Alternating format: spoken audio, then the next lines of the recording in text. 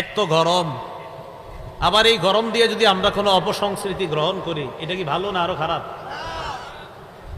তিনটা গরম আমাদেরকে জাহান্নামের কথা স্মরণ করায়। বলেন তিনটা গরম, বলেন তিনটা গরম জাহান্নামের গরমের কথা স্মরণ করায়। বলেন এক নাম্বার গ্রীষ্মকালীন গরম, বলেন গ্রীষ্মকালীন, এই যে এখন গ্রীষ্মকাল না, এই গরম। দুই নাম্বার জ্বরের গরম, কিসের গরম? জ্বর ওঠে না আমাদের, এই জ্বরের গরম। তিন নাম্বার আগুন, আগুন দিয়ে রান্না করি না, আগুন। তাহলে এক নাম্বার গ্রীষ্মকালের গরম, এটা আগে শুনি আমরা। সহিহ বুখারীর বর্ণনা 539 নাম্বার হাদিস।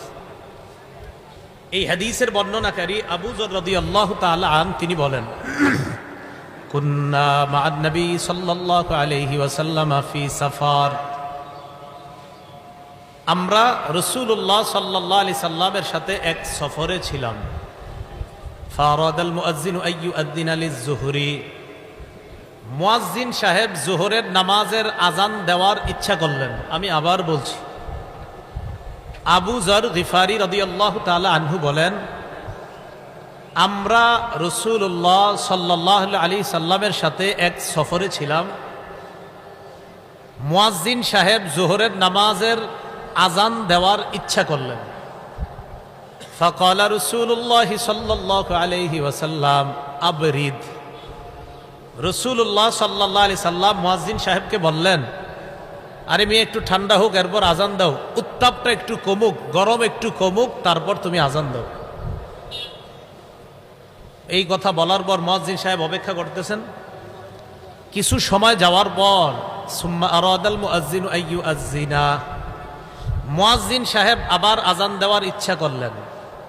ফাকালা লাহু রাসূলুল্লাহ সাল্লাল্লাহু আলাইহি ওয়াসাল্লাম আবরিদ, রাসূলুল্লাহ সাল্লাল্লাহু আলাইহি সাল্লাম বললেন, আরে গরমটা একটু কমুক, একটু ঠান্ডা হোক, তারপর আজান দাও। কয়বার হলো? দুইবার। তাহলে আমরা এক সফরে রুবিজির সাথে ছিলাম। মুয়াজ্জিন সাহেব জোহরের নামাজের আজান দেওয়ার ইচ্ছা করলেন। রাসূলুল্লাহ সাল্লাল্লাহু আলাইহি সাল্লাম বললেন, উত্তাপ একটু কমুক, গরমের তীব্রতা একটু কমুক, তারপর আজান দাও। মুয়াজ্জিন সাহেব কিছুটা সময় অপেক্ষা করলেন, এরপর তিনি আবার আজান দেওয়ার ইচ্ছা করলেন। নবীজি বললেন, আরে গরমের তাপ একটু কমুক, তারপর আজান দাও। এইভাবে বলার পর সাহাবারা বলেন, এক পর্যায়ে এমন হলো, হাত্তা রাআইনা ফাইআত তালুল, আমরা দেখলাম আমাদের আশেপাশের যে টিলাগুলা, ওই টিলার ছায়া আমরা দেখতে পাইলাম। তার মানে গরমের তাপ এখন কমছে।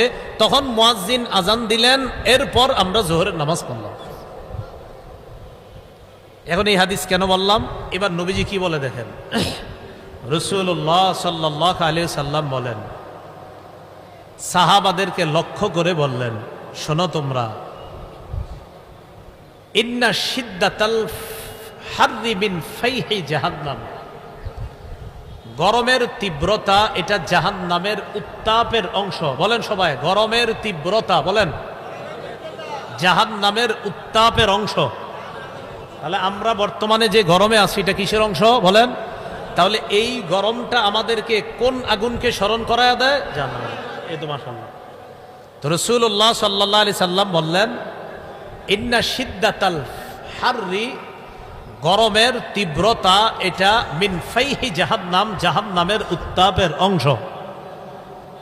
ফাইদা ইশতাদ্দাল হাররু ফাবরিদুহা বিসসালাহ, নবীজি বলেন, যখন গরম প্রখর হবে, গরম যখন তীব্র হয়, তখন তোমরা নামাজটা একটু ঠান্ডা করে পড়বা। এর মানে গরমের তীব্রতা কমলে তোমরা নামাজ আদায় করবা।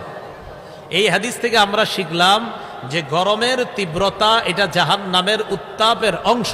অতএব গরমকালে চরম পর্যায়ের গরম হওয়াটা আমাদেরকে জাহান্নামের আগুনের কথা স্মরণ করায় দেয়। আল্লাহ, এই রৌদ্রের মধ্যে আমরা আপনার কাছে পানাহ চাই, আপনি আমাদেরকে কবর এবং জাহান্নামের গরম থেকে হেফাজত করুন। সহিহ বুখারীর 536 নম্বর হাদিস।